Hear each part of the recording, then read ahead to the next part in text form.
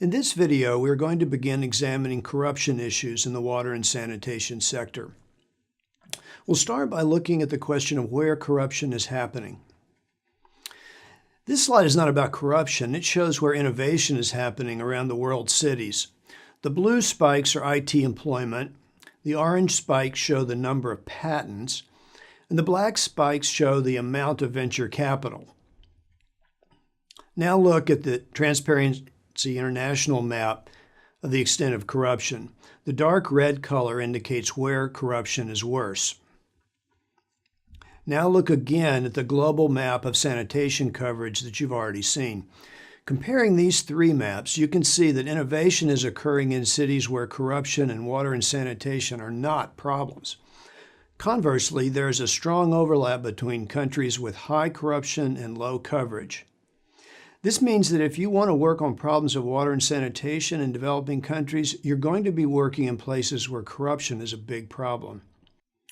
This table shows Transparency International's top 20 countries, in other words, the countries with the least corruption. Denmark, New Zealand, Sweden, Singapore, all nice places to work, but they don't have many poor households with water and sanitation problems. This table shows Transparency International's bottom 23 countries, in other words, the countries with the worst corruption. Sudan, Afghanistan, Haiti, Iraq, Somalia. These are the countries with some of the worst corruption, and all these countries have challenging water and sanitation problems. These are the kind of places that need your water and sanitation policy skills.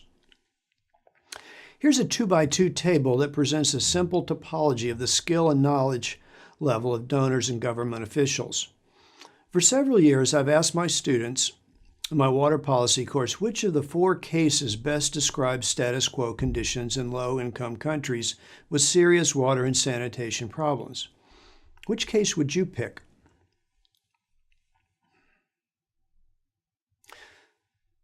Some students push back and say that there are people with different knowledge and skill levels in both donor and government organizations, and of course they're right. But I tell them to think about which case, on balance, do they think is most typical. This next 2x2 table presents a slightly different topology of the motivation of donors and government officials. This topology separates both groups into self-interested, corrupt versus well-meaning, altruistic. Of course, self-interested is not quite the same as being corrupt. But I again ask students to think about which case, on balance, is most typical in their experience. I have found that I receive all kinds of answers to both questions. Students' answers typically fall into all four cells in about equal proportions, and students are surprised by other students' answers. In my career, I've met many altruistic donors and government officials who are trying their best to do the right thing. But on balance, I'd say it's a good working assumption to assume that most people are by necessity looking out for their careers. They are to a large extent self-interested, and the problems are always so challenging that knowledge and skill levels are in short supply. Whether specific individuals are in fact corrupt is sometimes not easy to determine, but in some cases it will be apparent. One point I want to make about these two tables is that corruption typically takes two parties. For example, if a bribe is paid, someone has to pay the bribe and someone has to receive it. So if corruption is high, donors and contractors from industrialized countries are often a party to such transactions. This next table shows Transparency International's Bribe Payers Index. Officials and contractors in the Netherlands, Switzerland, Belgium, and Germany are perceived to be the least willing or least likely to pay a bribe. On the other hand, at the bottom of the table, officials and contractors in Russia, China, Mexico, and Indonesia are perceived to be the most likely to pay bribes. In this next set of slides, I want to show you how money flows in a donor-funded project and where opportunities for corruption lie. Of course, there's no one protocol that all donors use, but the one I will describe is fairly typical.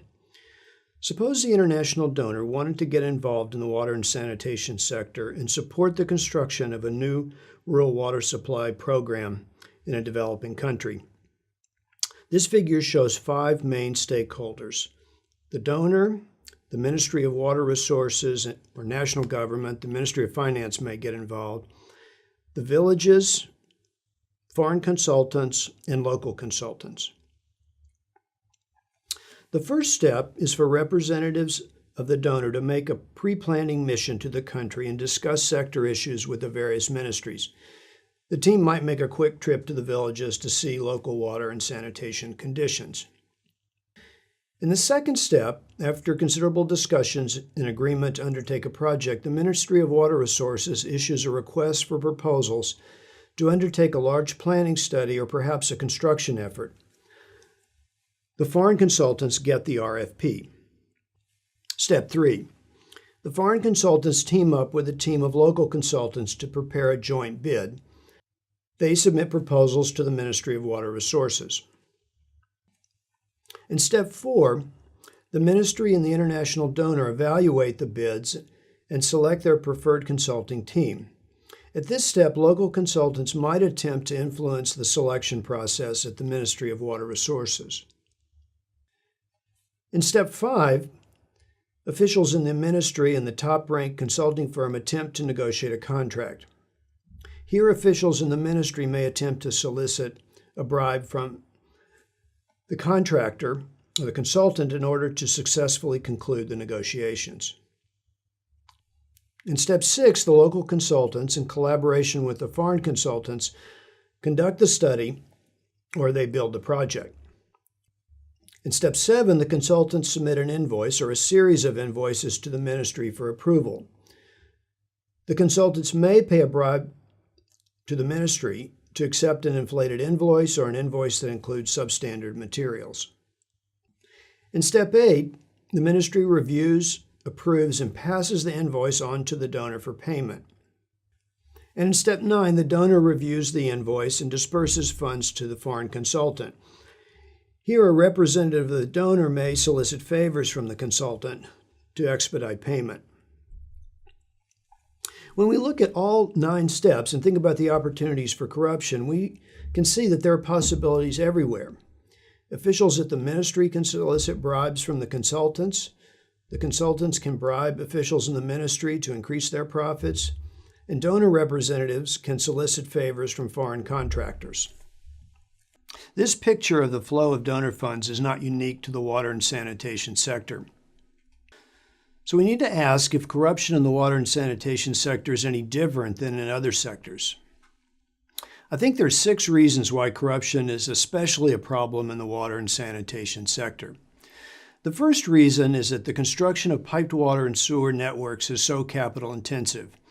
This means that there are big contracts and lots of money can be made by winning a big contract. The second reason is that demand for small quantities of water is price inelastic.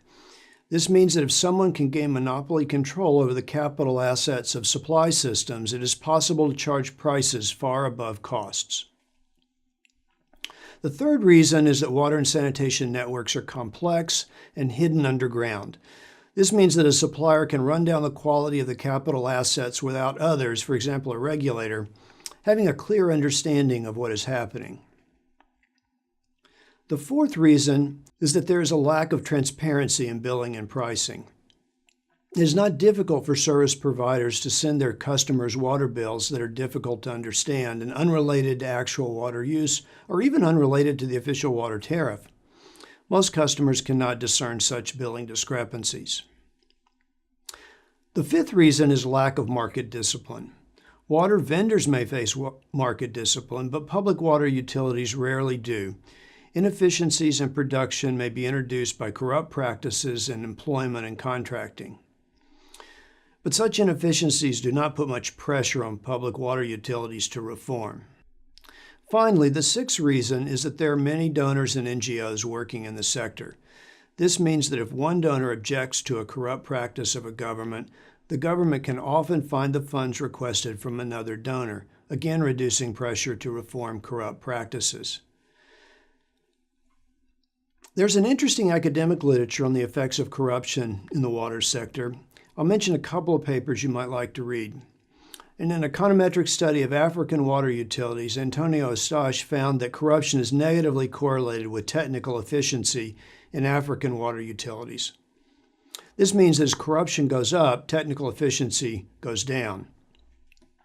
In another paper, Laszlo Levay and I described the water vending system that existed in Jakarta in the early 1990s.